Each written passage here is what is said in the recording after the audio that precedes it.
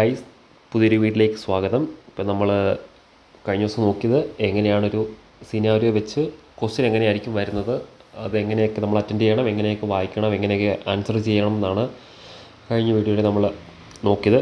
അപ്പോൾ ഈ വീഡിയോയിൽ നമ്മൾ ഒരു ആൻസർ ടെംപ്ലേറ്റ്, നെബോഷിൻ്റെ ആൻസർ ടെംപ്ലേറ്റ് എങ്ങനെയാണ് നമുക്ക് കിട്ടുന്നത്, അതിലെങ്ങനെയാണ് നമ്മൾ എഴുതേണ്ടത് എന്നാണ്. ടെംപ്ലേറ്റ് മാത്രമാണ് ഇപ്പോൾ എക്സ്പ്ലെയിൻ ചെയ്യുന്നത്. അത് എന്തൊക്കെ ചേർക്കണം, എന്തൊക്കെ ചേർക്കരുതെന്നാണ് വീഡിയോയിൽ ഞാൻ പറയുന്നത്. അതായത് തന്നെ ഇങ്ങനെയൊരു വേർഡ് ഡോക്യുമെൻ്റ് ആയിരിക്കും വരുന്നത്. അപ്പോൾ ഇങ്ങനെ നമ്മുടെ ഹെഡിങ്ങും നെബോഷിൻ്റെ ഹെഡിങ്ങും അതെല്ലാം വരും. ബാക്കിയുള്ള ഡീറ്റെയിൽസ് എല്ലാം കാണും. പിന്നെ ഇമ്പോർട്ടൻ്റ് ആയിട്ട് 3 കോളം ഉണ്ടല്ലോ, അത് ഫില്ലപ്പ് ചെയ്യുമ്പോൾ നമ്മൾ ശ്രദ്ധിക്കണം. Learner name, NEBOSH learner number, learning partner name. അപ്പം ഇത് 3 നിങ്ങൾ കറക്റ്റായിട്ട്, കുറച്ച് സമയം എടുത്താലും കറക്റ്റായിട്ട് ചെയ്യുക.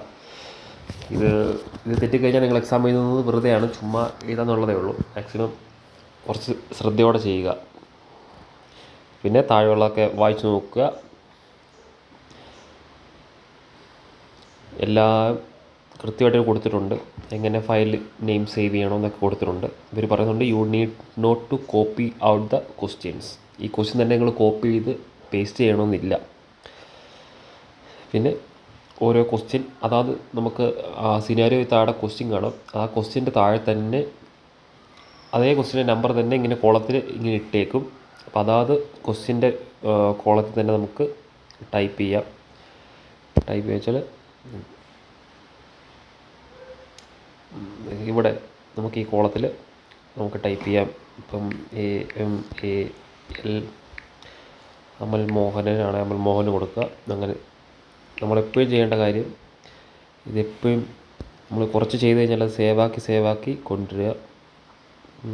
പിന്നെ പരമാവധി ഒരു ഫോൾഡർ ഇത് ഓപ്പൺ ആയി കഴിഞ്ഞാൽ പരമാവധി കുറേ സമയം കട്ട് ചെയ്ത് നമ്മൾ മിനിമൈസ് ചെയ്തിട്ട് കയറി വരിക.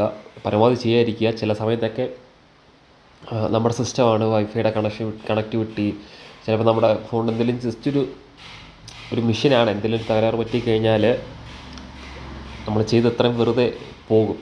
സോ കുറച്ച് ശ്രദ്ധിക്കുക എല്ലാവരും.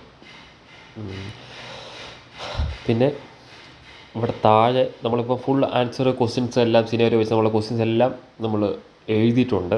അപ്പം വേർഡ് കൗണ്ട് കാണും. നമ്മൾ ഏത് ടൈപ്പ് വേർഡിലാണെങ്കിൽ താഴെ വേർഡ് കൗണ്ട് കാണും. വേർഡ് കൗണ്ടിൽ നമ്മൾ വേർഡ് കൗണ്ട് ചെയ്യുമ്പോൾ കാണാം, ഇവിടെ കണ്ടോ, ഈ താഴെ തന്നെ കൊടുത്തിട്ടുണ്ട്.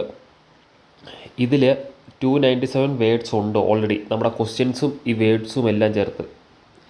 അപ്പം നമ്മൾ വേർഡിൽ താഴെ ഒരു 5000, നമുക്കിതിൽ വേർഡ് കൗണ്ട് മാക്സിമം നെബോഷ് പറയുന്നത് 3000 വേർഡ് കൗണ്ടാണ്.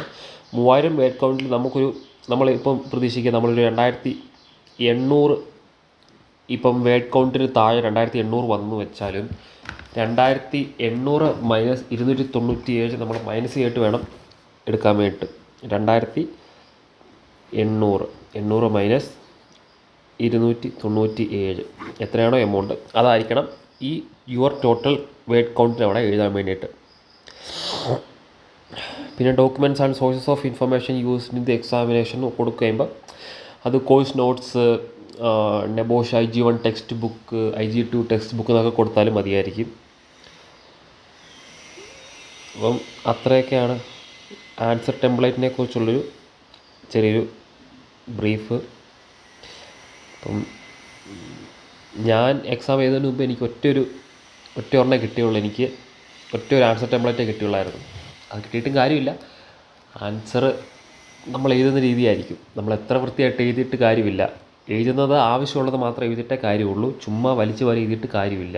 വേർഡ് കൗണ്ട് നിങ്ങൾ ശ്രദ്ധിക്കണം. അല്ലെ നമ്മൾ ഒരു ക്വസ്റ്റിന് വേണ്ടി നമ്മൾ സമയം 24 hours ഉണ്ടെന്ന് പറഞ്ഞാലും നമ്മൾ വെറുതെ സമയം കളഞ്ഞിട്ട് കാര്യമില്ല. നമ്മൾ വേസ്റ്റായി പോകത്തേ ഉള്ളൂ. അല്ലാതെ നമ്മൾ കൂടുതൽ എഴുതുന്ന കുറച്ച് കൂടുതൽ മാർക്കൊന്നും കിട്ടില്ല.